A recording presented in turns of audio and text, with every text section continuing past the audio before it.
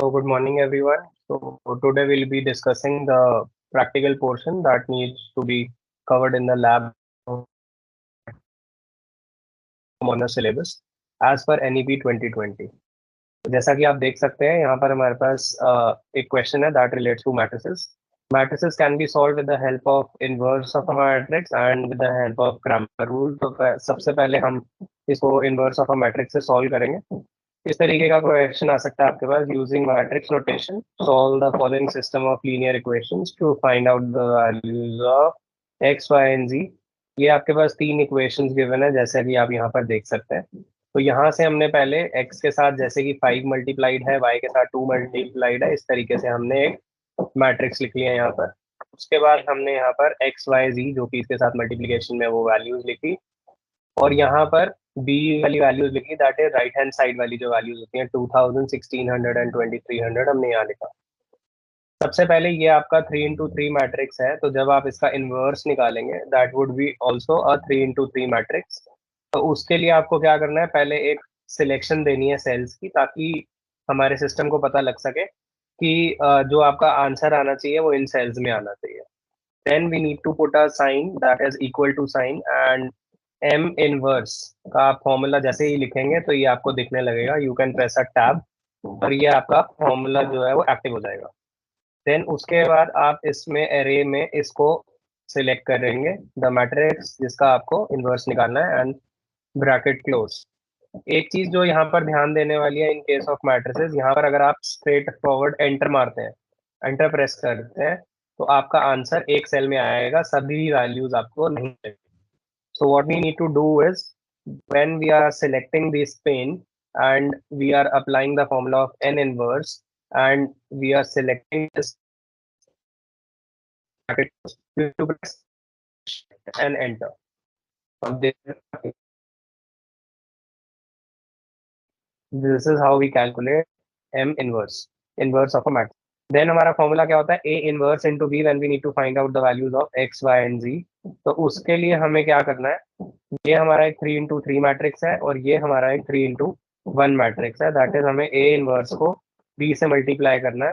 तो हमारा जो रिजल्टेंट मैट्रिक्स आएगा वो क्या आएगा, 3 into 1 मैट्रिक्स आएगा। तो उसके लिए अगेन आपको एक सिलेक्शन देनी है equals to MMULT that is matrix multiplication. आप यहाँ पर इसको लिखेंगे और डबल सकते हैं, टैब प्रेस सकते हैं। तो array one that is a inverse को आप पहले यहाँ पर सिलेक्ट करेंगे, कोमा, देन बी को सिलेक्ट करेंगे simultaneously, bracket close, control shift and enter.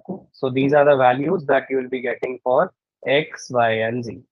तो यहाँ पर आप पहले इनवर्स की वैल्यू निकाल लेंगे एंड साइमल्टेनियसली आप MMULT वाला फॉर्मूला प्रेस करके यहाँ पर आप अपनी एक्स वाई और जेड की वैल्यूज निकाल सकते हैं। ठीक है, तो एक टाइप है जिसमें आप मैट्रिक्स का जो क्वेश्चन है उसको इनवर्स मेथड से वैल्यूज निकाल सकते हैं X Y and ji.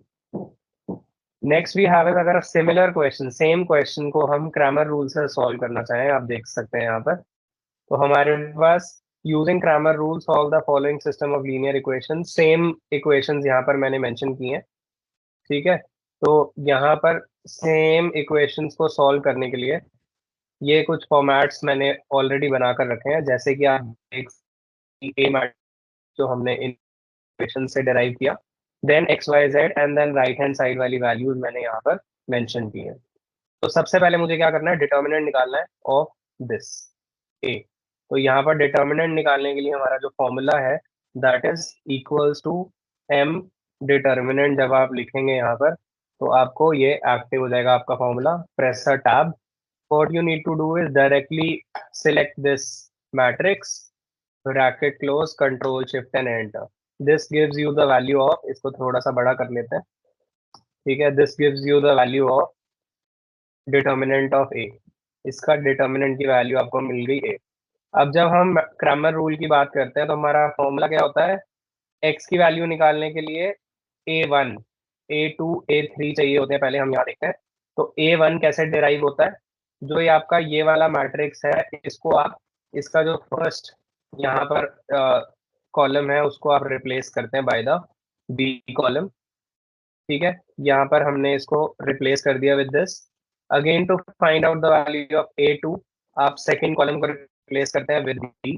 And again to find out the value of A3 आप थर्ड कॉलम को रिप्लेस करते हैं with B, rest of the column remains the same.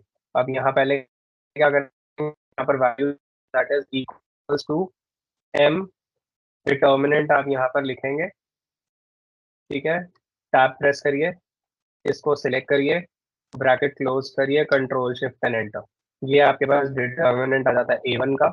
Similarly यहाँ पर भी equals to M determinant, A2 को select करिए, bracket close करिए, control shift and enter press करिए, एंड यहाँ पर भी equals to M determinant, A3 को सिलेक्ट करिए, ब्रैकेट क्लोज करिए, कंट्रोल शिफ्ट एंड एंटर, ये आपके पास वैल्यूज आ जाती हैं। और यहाँ पर हम देखते हैं इन वैल्यूज को, अब देखो A1 की जो वैल्यू आई है उसको हमें किससे डिवाइड करना है, with the value of A। A2 की जो वैल्यू आई है उसको हमें डिवाइड करना है विद A, एंड A3 की जो वैल्यू आई है उसको अगेन हमें डिवाइड करना है विद A। तो यहाँ पर हम देखो लिखते हैं value equals to this divided by this we get the value as 45.45। again यहाँ पर equals to this A2 divided by A, we get the value as 218.2, and here equals to this value A3 की value divide by the value of A, enter, we get the value, so 45.45, 218.2 and 1336 are the values for x, y and z। एक बार cross check करिए, यहाँ पर देखिए same values आपको inverse से मिल रही थी, सेम वैल्यूज आपको क्रैमर रूल से भी यहाँ पर देखने को मिल रही। So this is how these are the two kinds that can be asked जब हम मैथ्स प्रैक्टिकल की बात कर रहे हैं for BCom honours as per NEP 2020। ठीक है, this is the second type.